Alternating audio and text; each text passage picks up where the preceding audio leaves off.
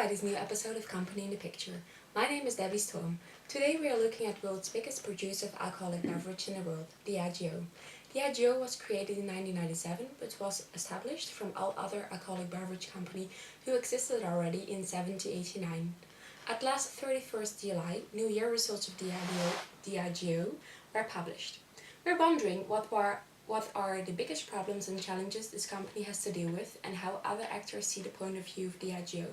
We start with interviewing the CEO of DIAGEO. We are welcoming Ivan Menezes, the new CEO of DIAGEO since a couple of months, replacing Paul Walsh, who has been CEO for DIAGEO for years. Mr. Menezes, how do you experience your new position? Do you like it? Thank you, Debbie. Yes, I've had a very warm welcome at the company, and with the latest turnover results, which were published lately, I couldn't be more satisfied. Yes, tell us about those results, Ivan. What did change? Well, we achieved a turnover of £11.4 billion this year. That is 5% more than the turnover of last year's. I think we can be proud of that result. How do you think DIAGEO has achieved these results? What is your strategy? Well, I would be silly to reveal our secret company success. Ha ha ha! But we booked the most progress from profits in upcoming economies like Southern America and Asia.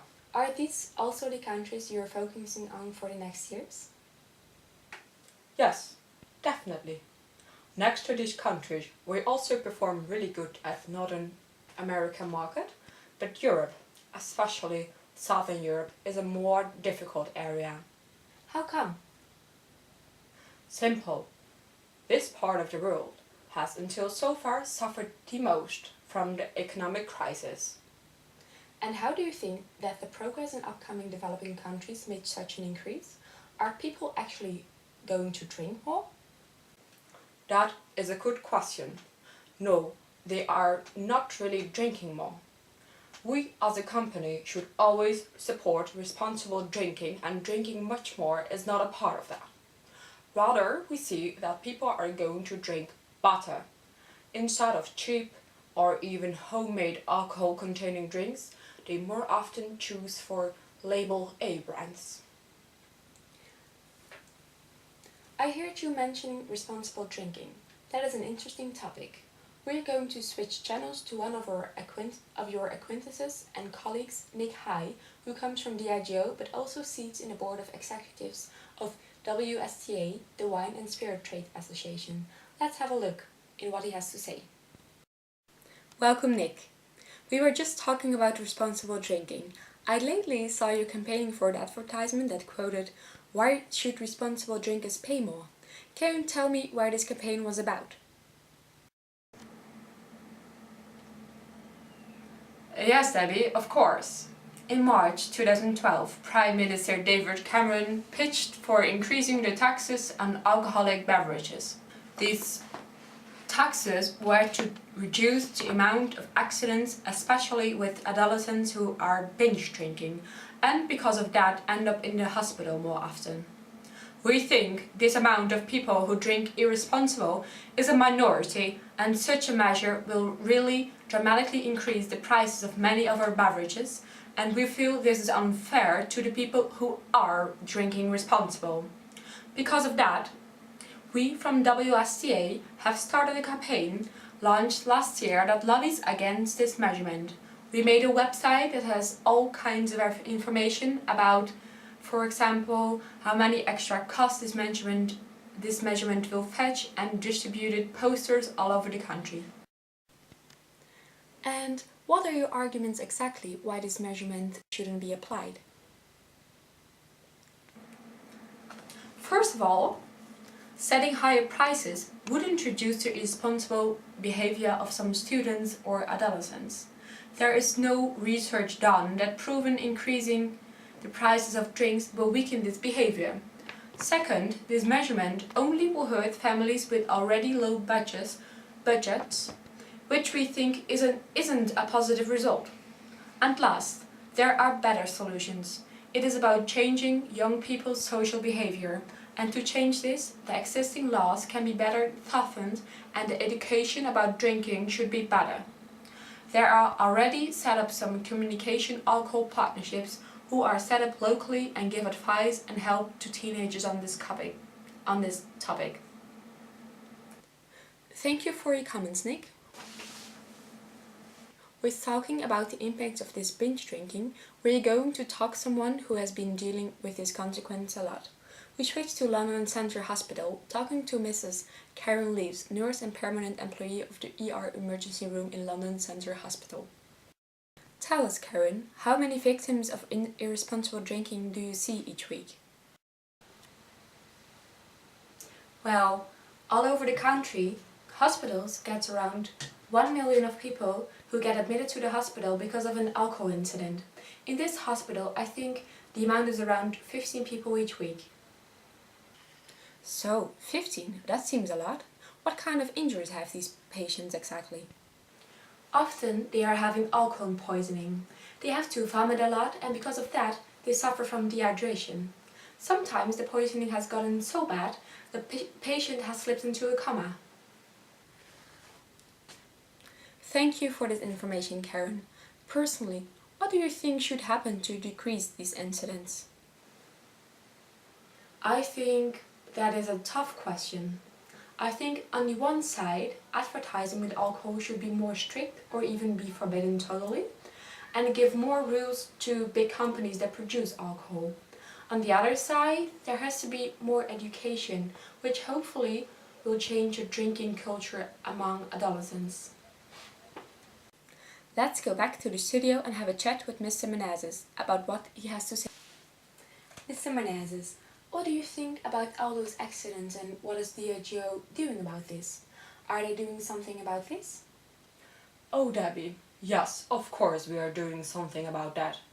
We are a company who is selling alcohol-containing drinks and we want to have people a good time.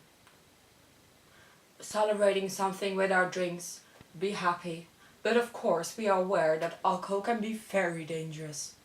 That is why we want to educate and aware a lot of our customers that you have to be careful. I'm sorry, I just had a few cup of drinks last evening. We have to be careful with drinking a lot. And this thought we also use in our advertisement. Sometimes we only advertise about this topic, like the last advertisement we launched in July of this year. And where was this advertisement about? This advertisement is meant for the younger customer.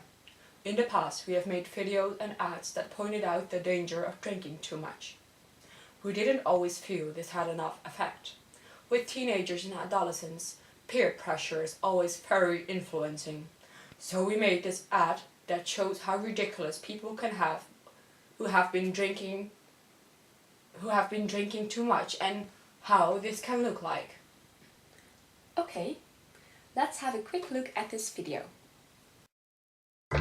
So, the nominations for this year's most embarrassing performance in a drinking role are... Now you see them. Now you don't.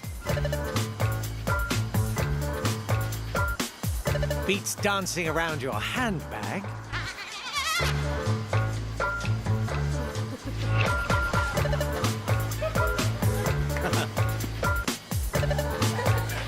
Look familiar?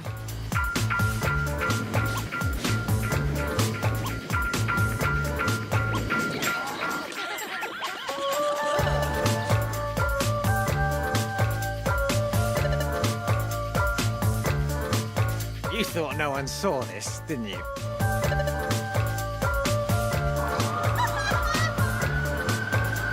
Ooh, she'll regret seeing that on Facebook tomorrow. Do you embarrass your friends? Think how you drink. Want to know more about your drinking? Ask me, Dave, at drinkscalculator.com. This was indeed quite hilarious. One last question. Can you shortly describe the toughest and most challenging challenges your company face? And what are the most easy parts or things this company doesn't have to worry about?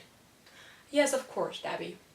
What is nice about our company is that we really know well who our customers are.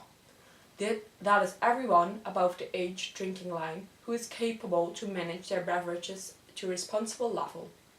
Also, drinking is the most often used to celebrate something, so that gives a very nice happy vibe to it. Next to that, I think that wanting to celebrate is always something that is going to stay. So in that side, there will always be place for one of our brands to join. Next to that, we as a company that provides alcohol containing beverages, more challenges than maybe other company. We are facing more challenges. When you have a company who sells clothes, you can focus primarily on today's trends. There is not much that can go wrong in these trends. The things you may have to worry about are on the environmental and at the social level. Isn't there too much toxic paintings used for your garment? And are the working conditions for employees good enough? We, on the other hand, have to worry about, next to the challenges that occur during production, for example, how is it taste? Aren't there ill-making ingredients in it? Are working conditions good? We also have a huge responsibility of what our customers are actually going to do with a product after they bought it, which is hard to influence, of course. Next to that, we also get worked back in a way that we have to deal with rules and regulations. It's never 100% sure that we can have the same approach every year. We have less opportunity to advertise because we can't do an every time of the day, for example, and also taxes on alcohol are quite high. And with the current trend of healthy living, our drinks are quite often kept out of the picture. What my colleague Nick Hyde already said, of course we have to take in mind responsibility, but making taxes higher won't be the solution. There are better options to decrease dangerous drinking. Thank you, Ivan, and thank you, Nick, and thank you, Karen. This is already today's end of Company in the Picture with DIAGEO. Next week we will zoom into the world's biggest burger producer, Burger King. Thank you all for watching and have a nice evening.